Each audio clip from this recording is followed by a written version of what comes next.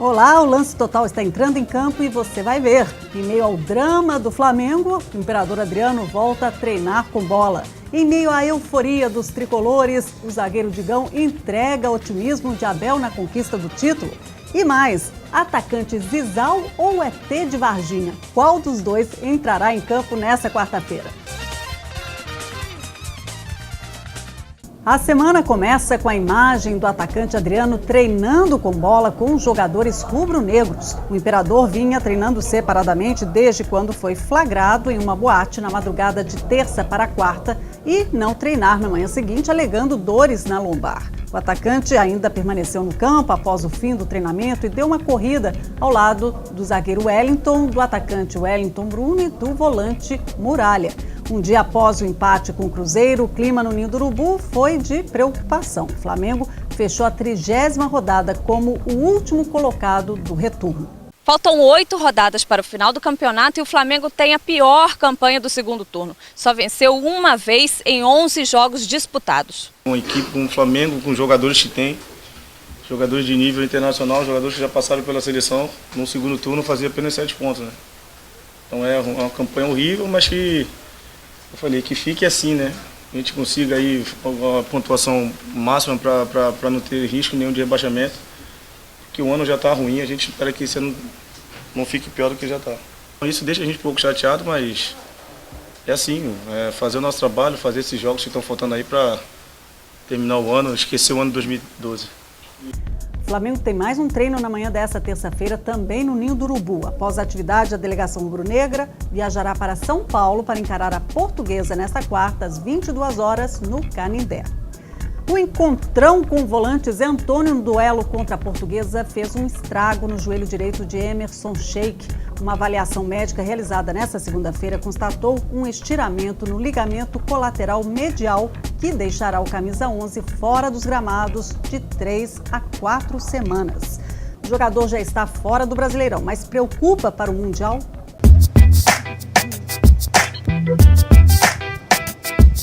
O departamento do Corinthians avaliou o Sheik nesta segunda-feira e ele vai ficar fora de 3 a 4 semanas.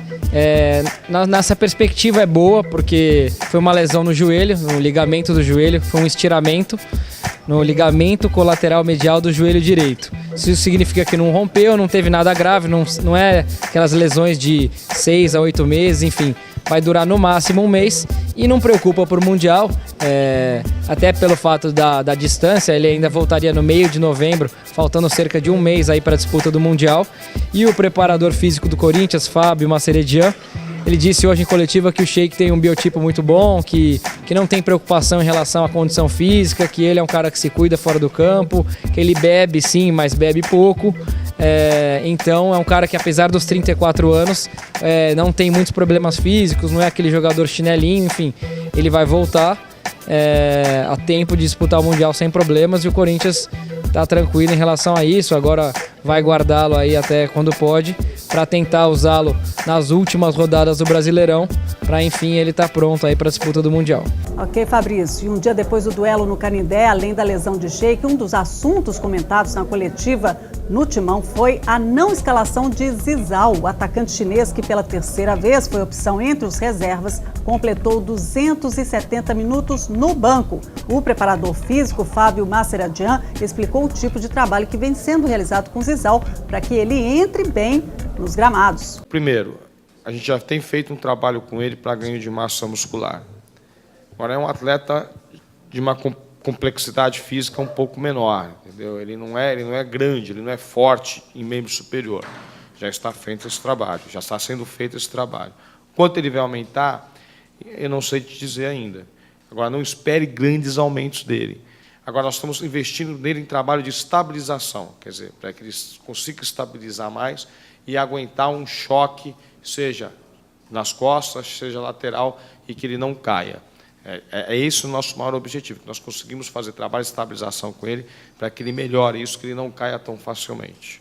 A expectativa agora é de que Zizal possa estrear contra o Cruzeiro na quarta-feira em Varginha. Isso se o meia Chiquinho deixar, né? O jogador contratado do Ipatinga tem sido apontado pela torcida como o vilão do chinês, porque Tite tem optado por ele, enquanto Zizal segue no banco. A partida na terra conhecida pela história do ET de Varginha acabou levando Chiquinho a brincar com um fato.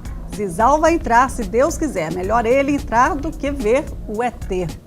O Lance Total, então, quer saber: será mais fácil ver Zizal em campo ou o ET de Varginha? Muito mais fácil ver o Zizal em campo do que o ET de Varginha.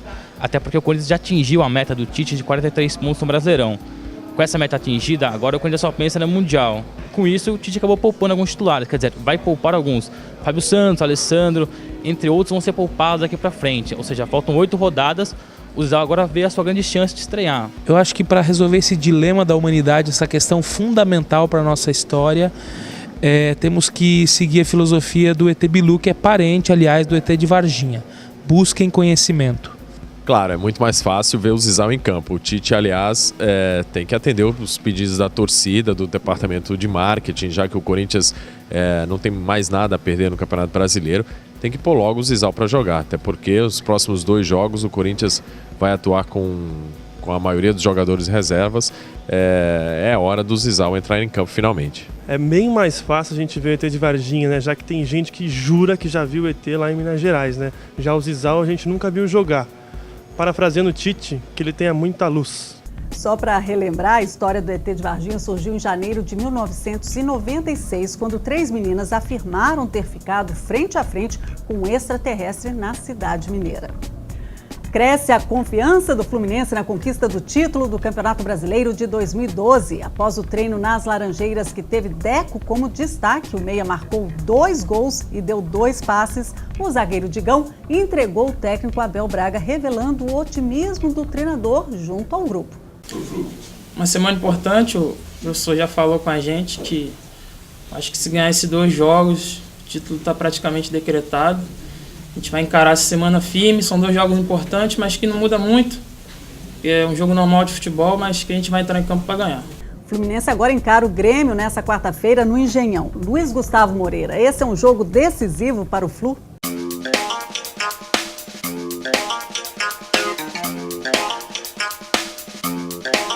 O Fluminense deve encarar a partida contra o Grêmio como uma verdadeira decisão, sim. Caso vença o Grêmio na quarta-feira, vai abrir 14 pontos do Grêmio e praticamente tira qualquer chance do Grêmio ser campeão e se distancia mais ainda do Atlético Mineiro. E para isso a torcida do Fluminense tem que repetir o que fez no último domingo, quando lotou São Januário, mas dessa vez no Engenhão. Tem que lotar de novo o Engenhão. Tem ingressos a R$10 para a partida do setor sul.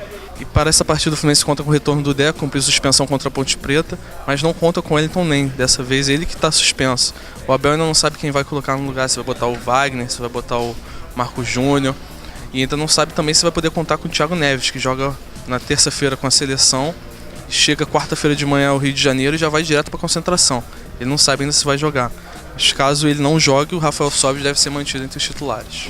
Tá certo, Luiz Gustavo. O São Paulo finalmente chegou ao G4. O tricolor paulista bateu o Figueirense por 2-0 no último domingo e roubou a 4ª colocação do Vasco, que perdeu também por 2-0 para o Santos. Agora o São Paulo é um dos destaques do segundo turno. Tem a 2ª melhor campanha, atrás apenas do líder Fluminense, e a melhor defesa, com apenas 5 gols sofridos. Números que ajudam e muito na arrancada tricolor rumo a Libertadores. Quanto a ser a melhor defesa no segundo turno, acho que isso é mérito de todos, não só os jogadores da parte defensiva, mas o pessoal do ataque também vem marcando e vem ajudando bastante. Da parte defensiva, principalmente nós zagueiros, sempre estamos conversando, nos orientando bastante, estamos falando mais dentro de campo, que ajuda também.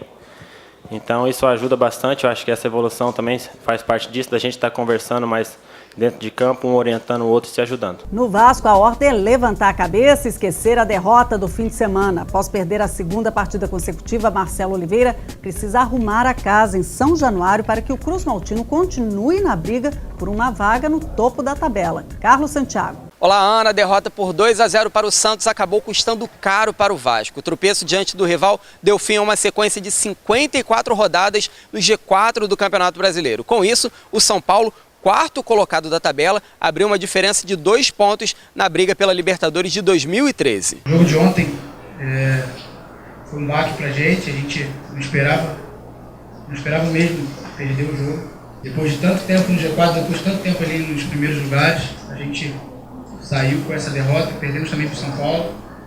Eu acho que mais uma prova pra gente, pro grupo, que a gente pode, que a gente junto todos, juntos, a gente pode conseguir alguma coisa dentro do campeonato, aquilo que a gente quer. Roger Federer conquista mais um marco histórico em sua carreira. O suíço chegou nesta segunda-feira a 300 semanas como número 1 do mundo. O ciclista americano Lance Armstrong, banido por doping do esporte, pode ter que responder por outra acusação.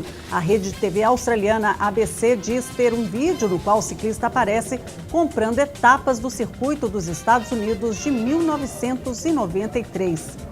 Michael Phelps confirmou visita ao Brasil no final do mês de outubro. O maior medalhista da história das Olimpíadas, que se aposentou após os Jogos de Londres, vai participar de um evento em São Paulo promovido por um de seus patrocinadores. Os erros nos jogos de Fluminense e Atlético Mineiro custaram caro para os árbitros Nelson Nogueira Dias e Flávio Guerra. A dupla, além do auxiliar da partida entre Flamengo e Cruzeiro, Bruno Bochila, foram afastados pela comissão de arbitragem da CBF para um período de reciclagem.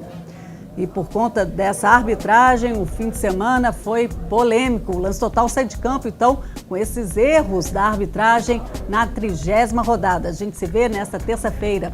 Até lá.